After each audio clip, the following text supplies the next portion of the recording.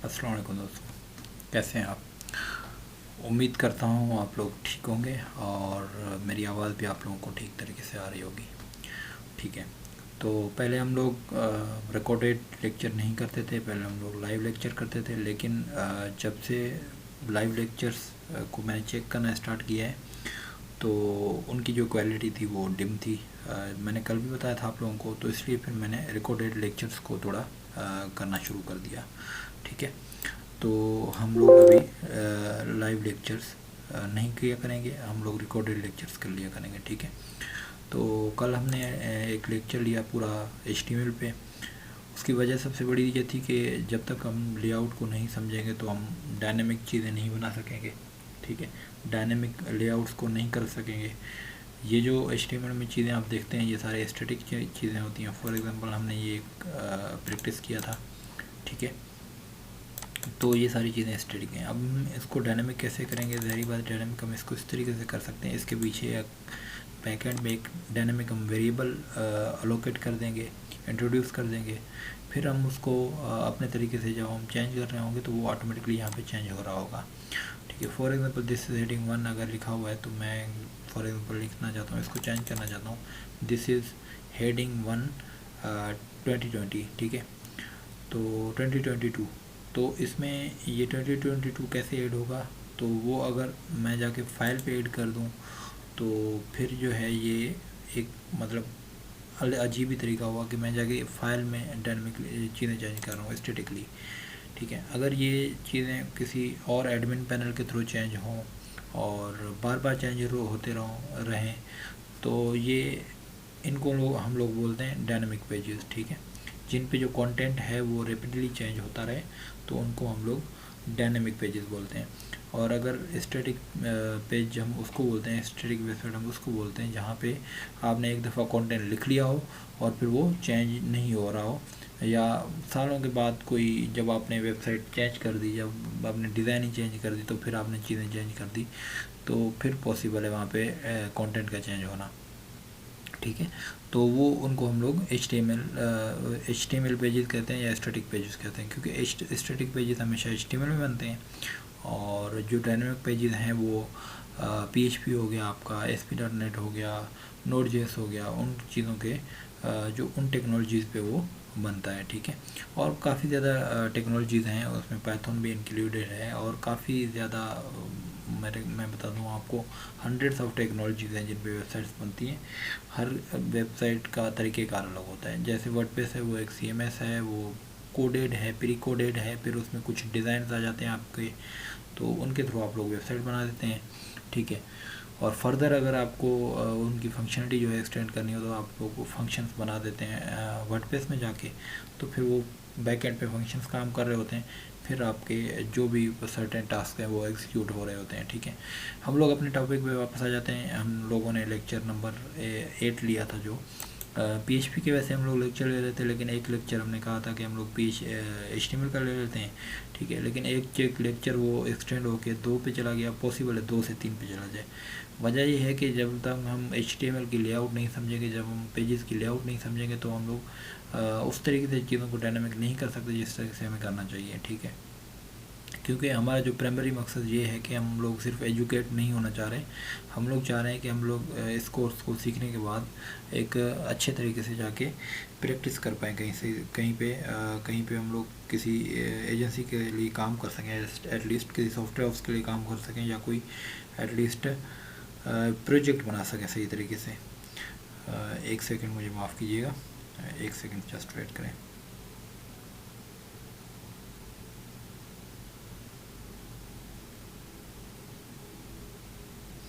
तो हमारा मेन मकसद ये है, जब स्टूडेंट्स PHP पढ़ते हैं तो वो फॉर एग्ज़ाम्पल कोई 8th ग्रेड 10th ग्रेड या 11th ग्रेड या कोई इस तरीके का, या यूनिवर्सिटी को कोई स्टूडेंट पढ़ता है PHP को as a web development field, मतलब एज ए क्लास पढ़ता है, तो वो सिर्फ PHP से रिलेटेड चीज़ें कवर करता है।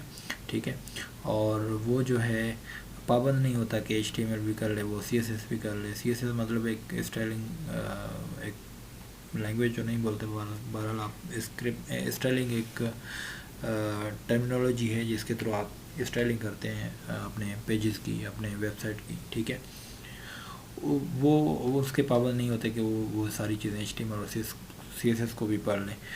तो हम लोग क्योंकि इस चीज़ के पाबंद इसलिए हैं क्योंकि हम लोग चाहते हैं कि हम लोग अगर सीख रहे हैं तो प्रॉपर तरीके से पूरी चीज़ें सीखें, इसलिए मैंने ये किया है कि जो PHP की ट्रेनिंग थी वो 7 लेक्चर पे रोक के 2 लेक्चर्स या 3 लेक्चर्स मैंने HTML की कंडक्ट करना चाहा, क्योंकि उनको हम लोग फिर HTML को वो जो PHP के हम लोग असाइनमेंट लिख रहे होते हैं तो उन पे हम लोग एटलीस्ट HTML यूज़ कर लें, ठीक है, क्योंकि लेआउट HTML में बनते हैं, मार्कशीट HTML में बनता है स्टैटिक, फिर उसकी जो चीज़ें डायनेमिक होती हैं वो हम लोग PHP के थ्रू कर लेते हैं, ठीक है।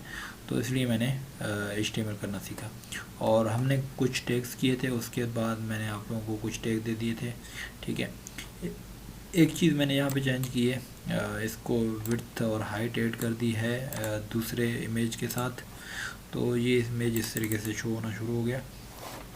हालांकि ये लेक्चर जो है एक दफ़ा मैंने कंडक्ट किया, उसमें एक इशू आ गया था, मैंने वीडियो को इम्बेड की थी और वीडियो बैकग्राउंड पे चल रही थी, हालांकि मुझे तो वॉइस नहीं आ रहा था क्योंकि रिकॉर्डिंग हो रही थी, लेकिन वो वीडियो बैकग्राउंड पे चल रही थी और पूरा जो मेरा वॉइस है उसको उसने शोर में चेंज कर दिया, तो मुझे दोबारा फिर 1 घंटे का लेक्चर जो है रिकॉर्ड करना पड़ रहा है।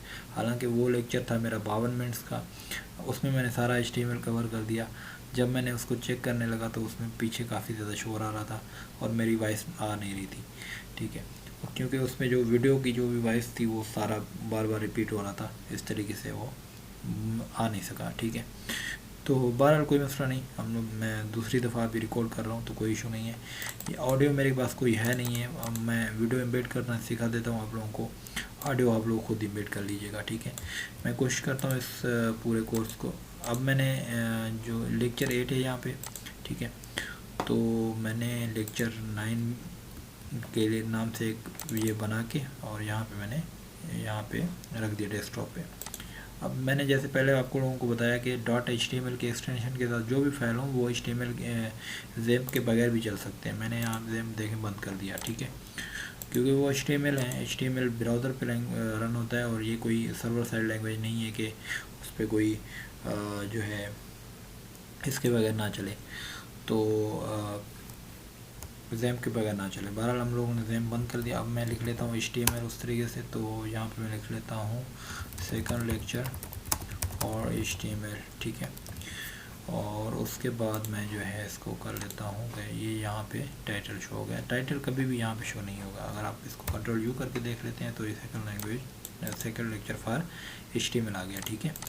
तो अब मैं कहता हूँ कि इसके अंदर हमें क्या करना चाहिए, मुझे ऑडियो वाला जो है वो प्रैक्टिस करना था, तो मैं क्या करूँगा कि ऑडियो टैग कैसे करूँगा, मैं कहता हूँ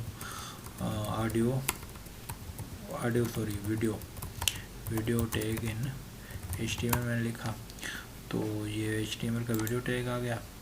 अब मैंने यहाँ से ये वीडियो टैग उठाया और ये मैं इसलिए गूगल करके आप लोगों को दिखाता हूँ, तो इस तरीके से आप लोग भी गूगल कर सकते हैं, ठीक है। ये बॉडी में आपने लगा दिया, इसको अब मैं चला देता हूँ फॉर एग्जाम्पल, ठीक है, इसको मैंने चला दिया, अब ये नहीं चल रहा। वजह क्या है, वजह ये है कि यहाँ पे जो है सोर्स लिखा हुआ है SRC मतलब ये जो आपकी लोकेशन है वो कौन सी है यहाँ पे, ठीक है।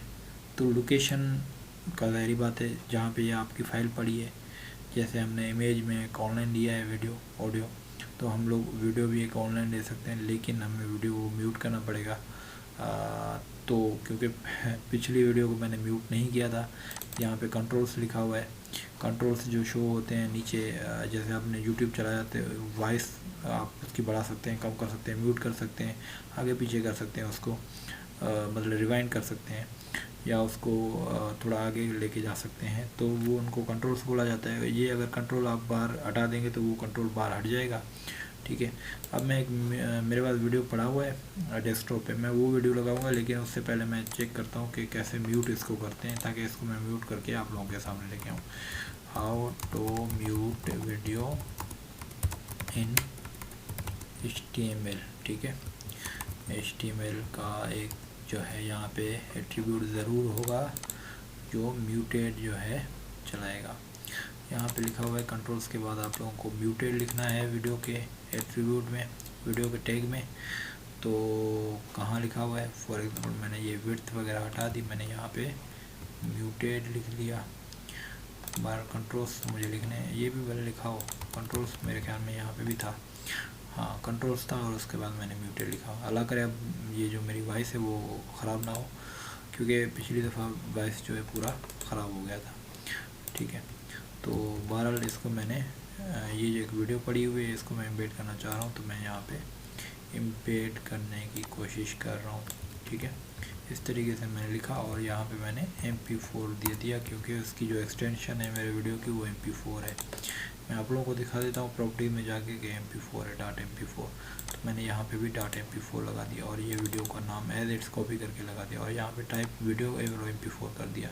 ठीक है, और इसको मैंने हटा दिया। ठीक है, तो अब मैं इसको अगर चला के देख रहा हूँ तो क्या होता है, ये आपका आ गया। ठीक है, अब ये म्यूटेड है, सही है।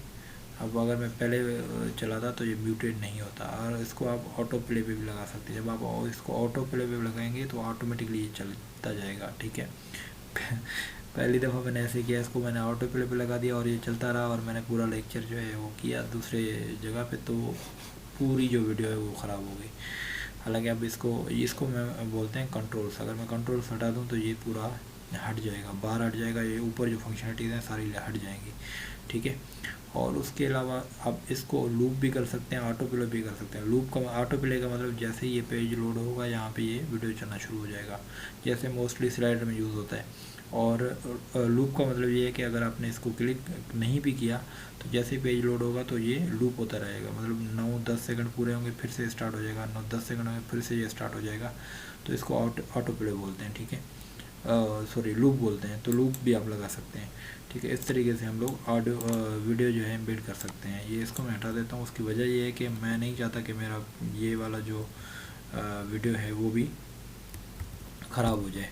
ठीक है, तो इस तरीके से मैं इसको कमिट आउट कर देता हूँ और हम लोग दूसरी जो प्रैक्टिस है उस पर चलते हैं। दूसरा जो मैंने असाइनमेंट आप लोगों को दिया था, वो असाइनमेंट क्या था, वो था आई फ्रेम को आप लोगों ने प्रैक्टिस करना है और लिस्ट और टेबल्स को। ठीक है, आई फ्रेम हम लोग देख लेते हैं। यहाँ पे अगर मैं चेक करूँ आई फ्रेम HTML मैंने लिख दिया यहाँ पे। ठीक है, गूगल मैं इसलिए कर रहा हूँ क्योंकि आप सबके लिए आसानी हो कि हम लोग जो है किस तरीके से आसानी से चीज़ों को प्रैक्टिस कर सकते हैं। और हाँ, अगर जब आप लोगों को कोई मसला होगा तो मैं यहाँ पे बैठा हूँ, मैं आप लोगों की मदद करने के लिए तैयार हूँ, लेकिन एटलीस्ट आप लोग खुद इन चीज़ों को प्रैक्टिस करें। और FM में ये लिखा हुआ है कि FM का जनरली मतलब ये है कि एक अगर पेज है उसके अंदर कोई भी पेज का चला देना, और या कोई एक डॉक्यूमेंट ऑन करना, और वो मतलब डॉक्यूमेंट के अंदर डॉक्यूमेंट हो जाएगा, पेज के अंदर पेज हो जाएगा। अब उसका एग्जांपल मैं अगर उसकी डेफिनेशन पढ़ के आप लोगों को बता दूँ, an inline frame which is use to embed another document within the current HTML document. ये फॉर एग्जांपल HTML डॉक्यूमेंट है, ये HTML पेज है और इसके अंदर एक और पेज एम्बेड करना या एक और डॉक्यूमेंट एम्बेड करना। किस तरीके से, ये कहता है FM लिख दो, उसके बाद SRC लिख दो। SRC हमेशा आप लोगों को पता है कि लोकेशन जो जहाँ पे आप लोग जो फाइल आप लोग ऐड करना चाह रहे हैं उसकी लोकेशन लिख दें, और डिस्क्रिप्शन अगर आप लोग लिखना चाहें तो डिस्क्रिप्शन लिख दें। ठीक है, उसके बाद जो है मैंने यहाँ से ये कॉपी कर लिया और मैं यहाँ पे लगा के लेक्चर 9 में लेक्चर 8 लगा के, अब मैं लेक्चर जो 8 है इसको एम्बेड करना चाहता हूँ लेक्चर 9 में, तो मैंने इसको कर दिया। अब ज़ाहरी बात है ये तो डेमो तो नहीं मिलेगा मुझे, मैं चाहता हूँ कि मैं लेक्चर 8 एम्बेड कर दूँ। अब मैंने लेक्चर 8 एम्बेड करने के लिए क्या किया है, मैं इस तरीके से कर लेता हूँ, यहाँ से बल्कि कॉपी कर लेता हूँ लेक्चर 8 को, यहाँ से मैंने इसकी URL कॉपी कर ली। और अब अगर मैं जा रहा हूँ यहाँ पे, ठीक है, ये URL पूरा मैंने कॉपी कर लिया। अब मैं इसको चलाने जा रहा हूँ, अब देखते हैं क्या आता है। ठीक है, अब देखें आप लोगों ने ये एक पूरा डॉक्यूमेंट, ये इस पेज में ये लेक्चर जो है 8 वाला पेज खुल के हो गया। ये जो भी हमने कोड लिखा था लेक्चर 8 का, इस तरीके से ये आई फ्रेम में खुल के आ गया है। ठीक है, इस तरीके से आप चाहें तो इसकी विड्थ और हाइट बढ़ा भी सकते हैं, कम भी कर सकते हैं, बहुत कम भी कर सकते हैं, हज़ारों डॉक्यूमेंट ऐसे खोल सकते हैं। तो वो आप पे डिपेंड करता है और आपकी रिक्वायरमेंट्स पे डिपेंड करता है, ठीक है।